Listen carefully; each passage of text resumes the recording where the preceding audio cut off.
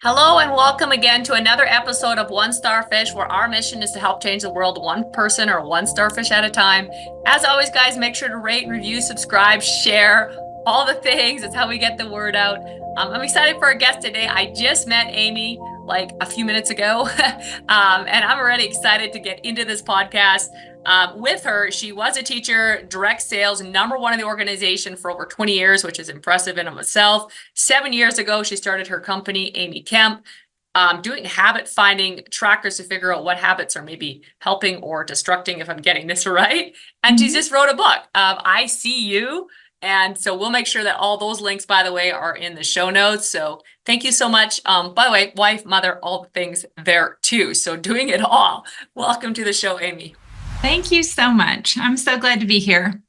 Awesome. Well, let's go right back to, because I'm curious. So you're a teacher, you got into direct sales, you became #1. So you're a teacher, full-time teacher, full-time mom, all the Mhm. things that got into direct sales, which some people just find difficult. What were some of your success tips?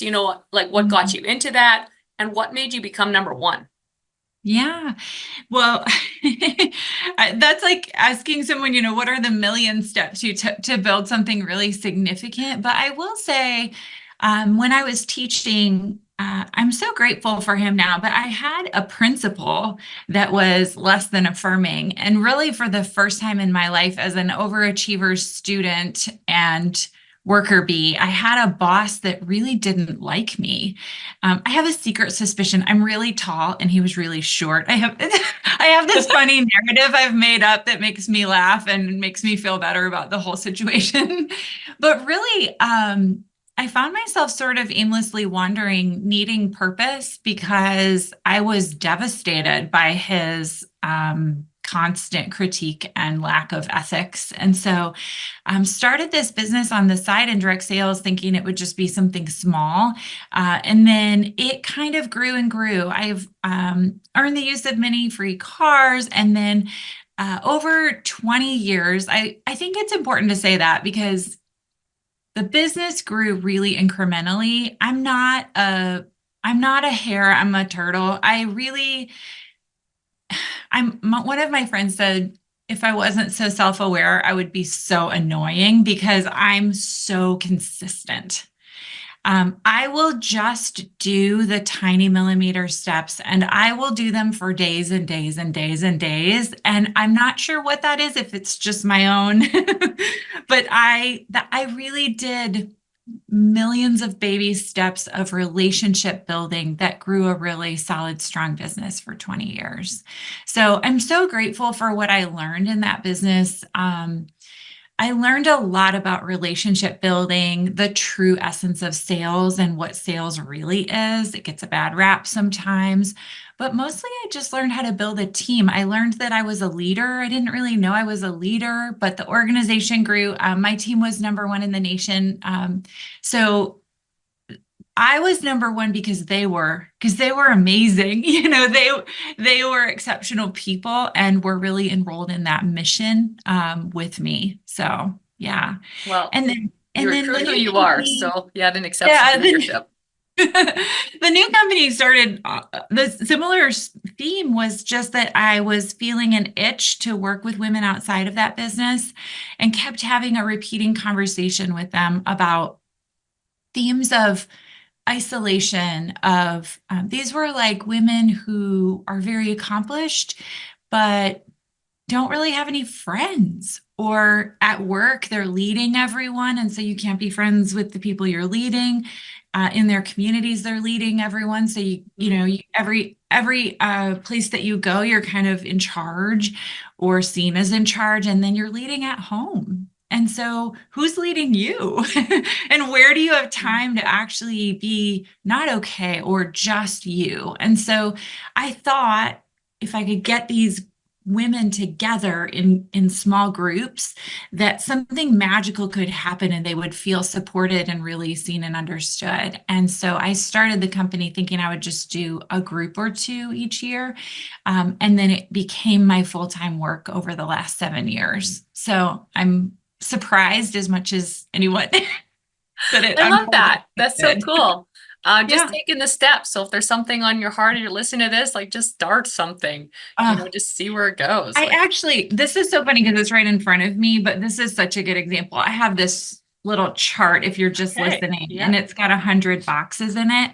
yeah. And I'm just working on a workshop that I'm hosting coming up. And so I know, like, to fill it to the level I want, I'll probably need to make 100, 200 contacts. Obviously, mass communication goes out, but just personal invitations to people I really want to come. And so I just start checking them off. And I'm not sure like that people understand, even when your business is really successful, it kind of comes down to these little tiny check offs of a list. I love your list. So if anyone's watching, like if you're watching on YouTube, of course, you'll see it. But if you're Yeah, listening, yeah, she's got like 100 square sheet. I have so many of these kind of things, great. where she's checking off how many contacts and like, I just love that. Like this still resonates with me because I I mean, do I a wish lot of it the could same be stuff. like something more exciting. Some days people are like, oh, you have like a big campaign, and and I do have campaign. I do all of that too, but that's not really what moves the needle. What really moves the needle is saying to someone, I want you to come. I believe in you. I believe in what we're going to be doing this day. Like, please consider it. That's what moves people to action. And I've yet to find a shortcut for it or any other replacement. I don't know, it just doesn't seem to work. So, So while we're talking about shortcuts and replacements, we yeah. talked a little bit about like not necessarily having to, I don't know the right word is grind as much maybe Mhm. and to get the results. So like there's a line here. So I'm curious Yeah, how you interpret the line between like totally. doing the work and being the person and how you describe that. Yes. Okay. This is very important. Probably the core message of all my work, but definitely the core message of my book that just got published is that you can't outwork your thought habits. So I had kind of come to a place in my own career where I was maxed out. I couldn't work any more hours with three busy kids, a busy husband who coaches everything. I have this set of priorities that just I won't cross the line on making them the central part of my life. And sometimes I will sidebar say that it's a little frustrating to be ambitious and also have these deep, very core priorities. Because they're constantly, clashing into one another. But I definitely knew that more than ever, even when the kids were babies, I needed to be around during this season of junior high, high school, college. It just felt vital. And so I knew I couldn't work more hours, but I also, we had a meeting that I tell the story in the opening of the book with our financial advisor who just said basically, your finances are organized, you're not overspending, but if you really want to pay for these three kids to go to college and achieve these financial goals, you're not making enough money. And it was like all the air left the room because I knew that Ryan in his role, he can't really make more unless he just gets older. He's kind of in a system that he's Right. pretty deeply invested in. But I was the one who could. And I had to really wrestle with what does that look like when I reach this line where I need to make more, but I don't have any more time or energy. Mhm. And so it was this deep unfolding of me kind of asking some pretty intense questions about that. So yeah, but I think that the message that I would say is there's this insidious, sneaky message that in order to earn more, I have to work more hours. And the truth is, that's not true. I mean, truly, some of the people who work the most hours in our world make the least amount of money. And I think I don't want there to be any judgment around the work they're doing or the value of the work they're doing at all, or any spirit of like that being negative. I'm Mhm. just saying, if you look at it like a scientist studying the data, it's not true that people who work more hours earn more. Mhm. Um, it's not. And so sometimes it is, but it's not across the board. People who earn more, they think differently. Mhm. and they have a different level of expectation around their value. And so that's a lot of the work that I do. Hmm.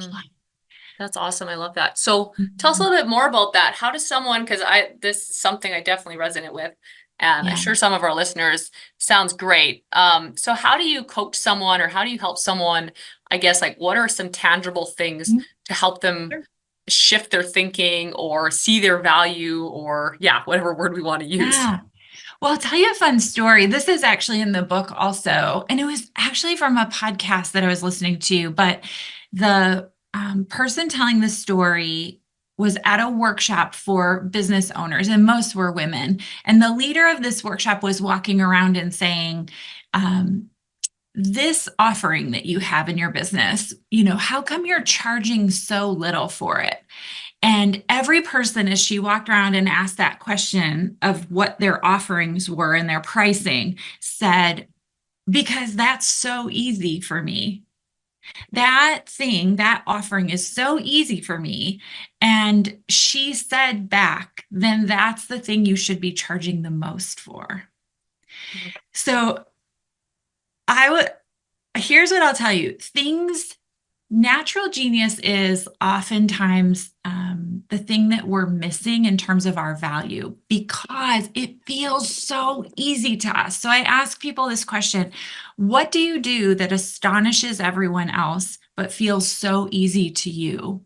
Right. So for me, those would be things like teaching, writing, speaking, that feels easy. It doesn't, I work at it, but it doesn't feel hard. Or even things like creating a chart where I'm tracking my contacts for this, like that feels really easy to me, right? That kind of Mhm. strategic thinking. But what I've learned is that that is very valuable, and not everyone can do that. And Mm, so, with each of my clients, I find that it's really difficult to identify our own natural genius without some introspection or feedback from the people around you because it feels so easy to us. So, I think one of the starting points in not working more, but earning more is identifying our areas of natural genius. Like, what do you do that feels so easy to you, but everyone else kind of says, like, wow, how did you do that? And then how can we harness that and really create something that you can get paid for doing that thing that feels so easy? So that's a starting point. It's this uncovering of what am I doing that I'm giving away for free because it feels so easy for me, and how can I monetize it, or how can I utilize it to be more effective in the work I'm already doing and get paid more? mm, that's a good one. I Yeah. like that. Mhm. We also chatted before a little bit that, your book is I See You, and you said there's an Yeah. interesting story of why we came up with that title. So yeah, I would love to, yeah, Yeah. hear what's the, So when I was going through kind of the publishing journey, they wanted to really centralize me in the book. And I'm on the cover of the book. So, like, I am central in the sense of my face is there. And I am central in the sense that the company that I started is named Amy Kemp Inc. Like, I am kind of the company. So I understand right, that's sort of ironic.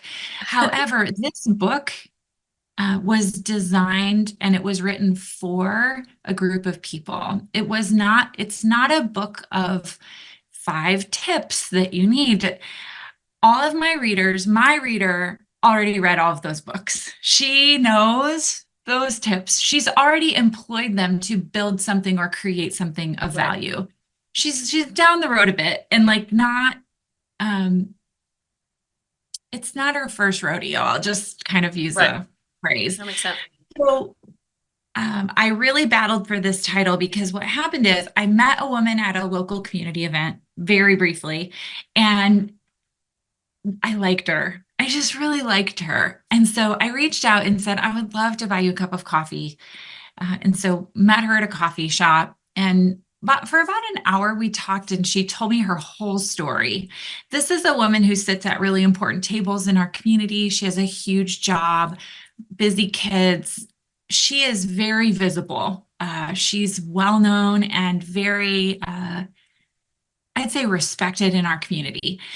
So, about 55 minutes in, she looks up and abruptly and kind of brusquely says, "Why did you invite me to coffee?" And I said, it caught me off guard, but I just looked right in the eye. I looked her right in the eye and I just said, "Because I see you."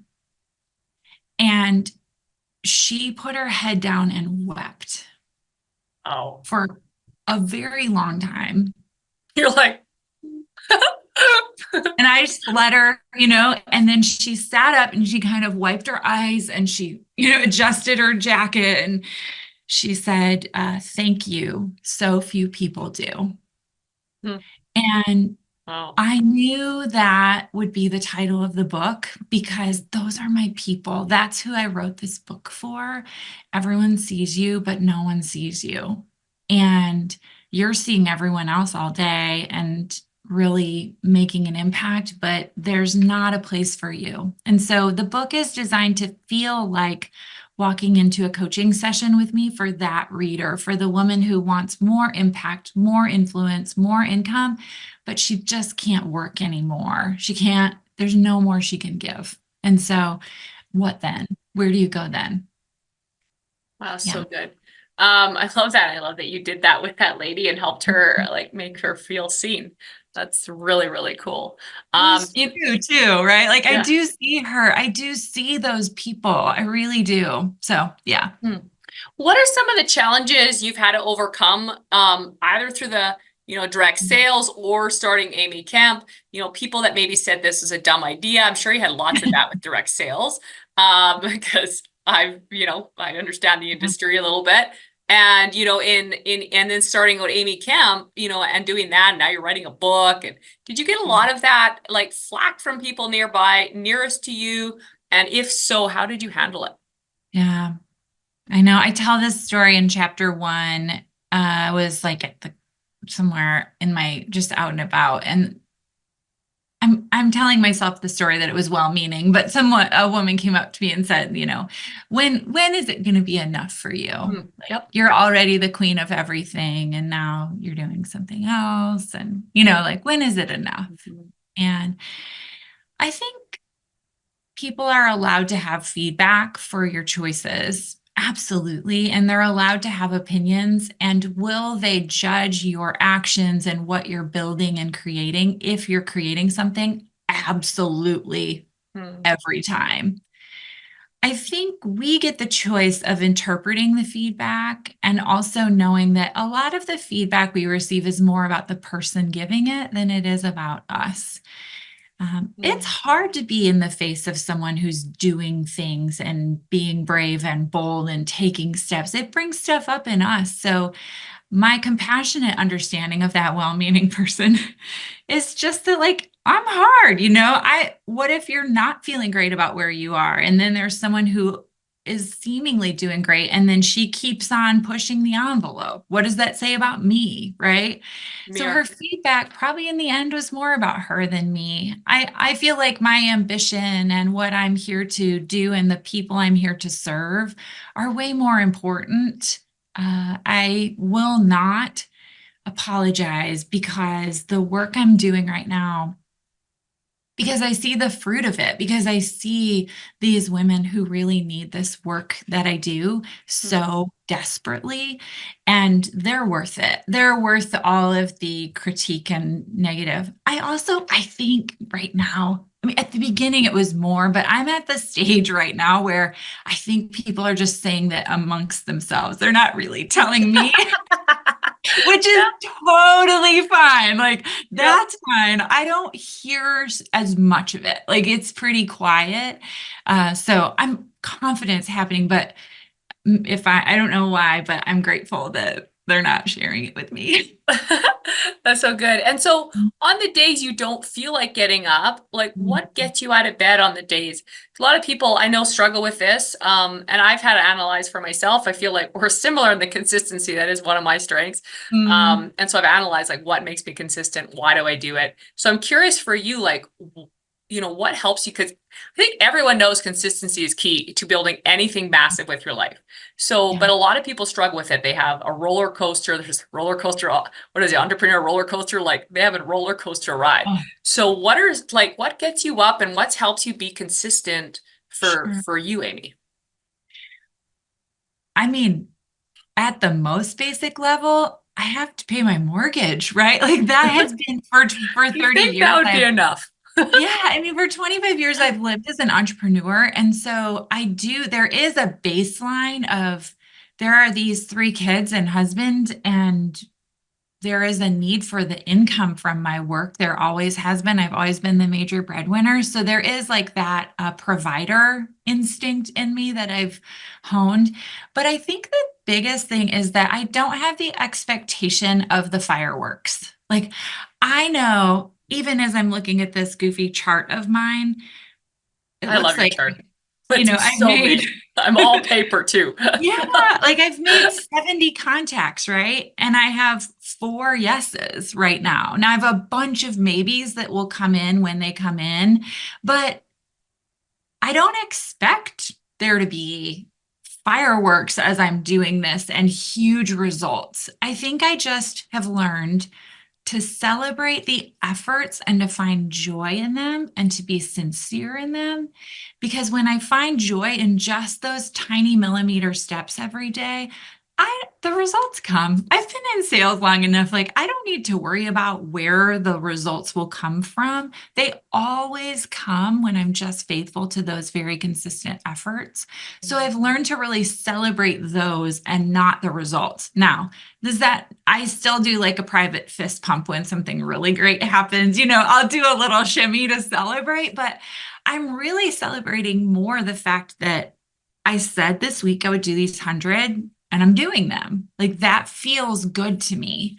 And so that shift allows me to be really consistent because I'm not attached to the outcome. I'm just working this process. Yes. Guys, if you're listening to this, please, please, please take note. This to me is my key. And I talk to a lot of entrepreneurs and I feel this is a common thread. So just like attaching to doing the work, just doing Yeah. the work, not the results, not, your feelings, Yeah. not the outcome, Can like I just ask the you a work. question too? Because Yes. this always happens to me. Do you find that when you just are focused on the efforts and you are consistent with them, you get the results, but it's never from where you thought they would come? Totally. It's like Just had that out the of last 2 weeks, left like some field. massive stuff. So yes, totally. It's like, I don't know if there's this, I think it's like a spiritual I energy, think the right? higher Where power. Yep. yeah, like 100%. all of a sudden it just drops in your lap and you never talk to that person about that offering, but they were like, I'm gonna come, like for this example, I'm gonna come and bring 10 people. And I never even invited them, but I've been inviting 100 people and Yes. four say yes or whatever. So it's just like I've just learned to trust that magical, whatever that is, exchange. Yes. Um, Yes. That's so good. And I actually hadn't really connected, but it's so true. I just always connect. If I do the work, I feel better. um, And then when I feel better, I do oh, better. And then better results yes. happen because I'm like, I did the work. I won. Like you said, the fist pump. Like Mm, I'm like, I did it. yes. So yes, that makes Maybe that's what actually opens the channel of receiving, right? Is that feeling we're elevating our feeling by doing the work and giving ourselves a sense of satisfaction, which then allows us to receive the return. yeah. That's so cool. I've never really thought about it like Higher that. vibes. Mhm. That's so cool. So guys, yeah, this is really big. So please, take attention to this. And yeah, at the same time, I love how you talked about like your thinking and it's not just the work. This is something I have really had a struggle with. Like you never outwork your self-worth. Like Jamie Kern-Lehman talks about that in her newest book. And Yes. and yeah, it's something I'm definitely working on because work ethic is something that I've, kind of like you, it sounds like, just, Yeah. and I think a lot of high achievers do that. They work so hard, but then they get to a point where the work is not, they Not can't do anymore. enough. Yes. Yeah. I kind of equate it to this. So, like, if you're riding a bike, for a while, you can get further faster by just pedaling faster. But you reach a point where it's like, I can't pedal any faster Right. or any longer. And so Yes. you've got to shift gears so that you can pedal slower, but still make more progress. And some of that too can be a transition from just producing to creating people who produce, right? So Right. developing people and shifting your energy to that, or becoming a leader where you then are able to mobilize more people toward a mission. But some of it also is just you, and you can't just keep sprinting all the time. There does need to be a downshift of understanding your value, growing you, investing in you. I had this client, she's in one of my groups right now. She's been trying to get another job for years. I mean, pedaling, pedaling, pedaling, pedaling, trying, and she's being underpaid and undervalued in her current role. Well, we started working on her habits of thinking. She started just changing herself and growing herself. Then, out of the blue, in quotation marks, right? This opportunity shows up.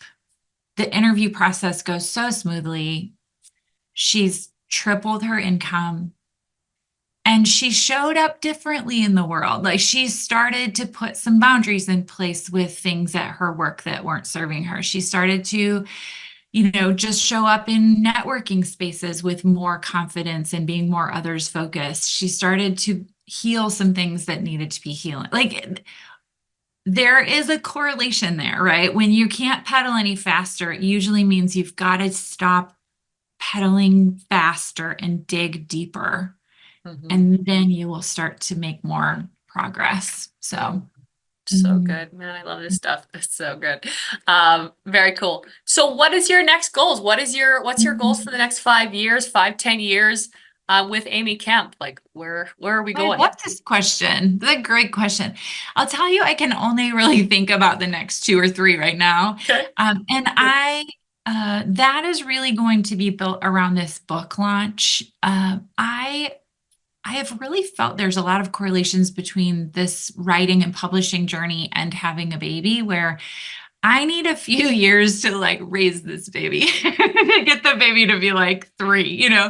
So I'm going to put all of my best growth focused energy toward the promotion of the message of the book, because that's about all the capacity I have for something new in my business. I have my coaching groups, I have my one on one clients that are always happening, and my online courses, the normal things of the business. But the book is really the focus. This book is a lifelong dream, but I also am committed to getting it in the hands of my ideal reader. So I'm going to take these few years to um, really intentionally and consistently work at that. Oh man, that's so cool. Mhm. I love this. Guys, I know you're going to get the book. Like I said, we'll have all the links in the show notes. So please get this book. And if you need anything else, like reach out to Amy. Definitely, Yeah. I can tell she's super approachable. So Mhm. definitely do that. In wrapping up, I always have three final questions, and then anything we didn't touch on that you think would be really impactful for our listeners. Sure. So first and final question, what's one sentence that you would say that could help someone find their purpose? Oh, without question, I think, well, I have many, but the one that comes to mind is the question I asked, which is like, what feels so easy to you but astonishes everyone else? Because right in there is like this magical place of discovery, right? It's the thing that you do that feels, whether it be building birdhouses, or whether it be having one-on-one conversations with people, or whether it be strategically thinking about businesses, or whether it be preparing taxes. Lord help you, that's not mine. That's what I would wrestle with. So, I love that. And second question, what's a favorite quote and why? mm, I have so many. I think the one that I really would love to share. Well, I'm going to change my mind. Can I find one from the book You that I sure really, can. really love? Yeah, So this is in definitely. the chapter on money. Mm, One of the things I've done a lot of work on personally is just really creating a better, more healthy relationship with money mm, in my own life and tending to it, really working at it like I would work at any other relationship that I have. I love that. And I think there's a couple of quotes, but there's a book. called The Illusion of Money by Kyle Cease. It's one of my all-time favorite books. But he says, seeing money as your only source of security is also what is cutting you off from the infinite, creative, amazing, inventive being that you are, which would probably make paying rent a lot easier. When we believe money is our security, we create a massive amount of stress around it. In Mm. our attempt to create a sense of safety and security through money, we're actually creating fear within ourselves that is blocking our ability to allow new possibilities to show up. I love that because I think money is a thing we interact with daily, but it isn't our security and safety. And when we get separate there, we can generate a lot more money. Mm. So good. Oh, I love that. Third So and yeah, final question. What's yeah. one word or sentence you want on your gravestone? I think she served the people she was put on the earth to serve. Mm. Would be. Cool. So you run into someone in a coffee shop, they're like, hey, Amy, that was great. We're working on consistency, Yeah. tracking the efforts, being seen, seeing others. I know Ed Mhm. Milet says, let me tell you about you. That's how he puts it, like seeing others, being Yeah. there. What's something we didn't touch on? And we just started touching a little bit about money. What is something Yeah. we didn't touch on that you think would be really impactful for our listeners to leave with?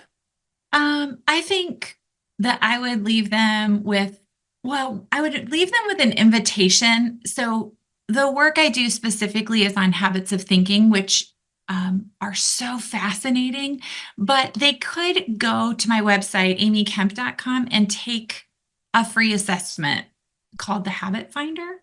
And it's basically as if I could unzip your head and look inside your brain and see the pathways that your thoughts are tending to travel right now. Our subconscious is active all the time, but we aren't aware of it. And so this tool is a really unique tool that gives you access to see what's happening in there, basically. So I would say I would invite you because the core of everything I do is right there. It's this what's happening under the surface that's impacting all the things on the surface? And how can I really do some work in that scaffolding underneath that's going to give me a better outcome? So I would invite them to take it. You get the results right away. It's free. And I think it would be a really great next step for people who are interested in earning more, having more income, influence, and impact without working more. It's all buried there. I'm So, excited. I want to do this thing. We'll definitely yes. do it. So yeah, if you guys are listening, do this habit tracker thing. And if you want, share your results with Amy. Yes. Share results with me. I would love to hear what you get out of it because it sounds, I love assessments. They're all Yes. fun. So I love that. All right, guys. In wrapping up, like as always, make sure to share, review, subscribe, all the things, get the book. Really excited for you guys to go out there. Let's change the world one person or one starfish at a time. If we can change one life at a time together, we can change the world. Thanks for being on, Amy. Absolutely. Thank you.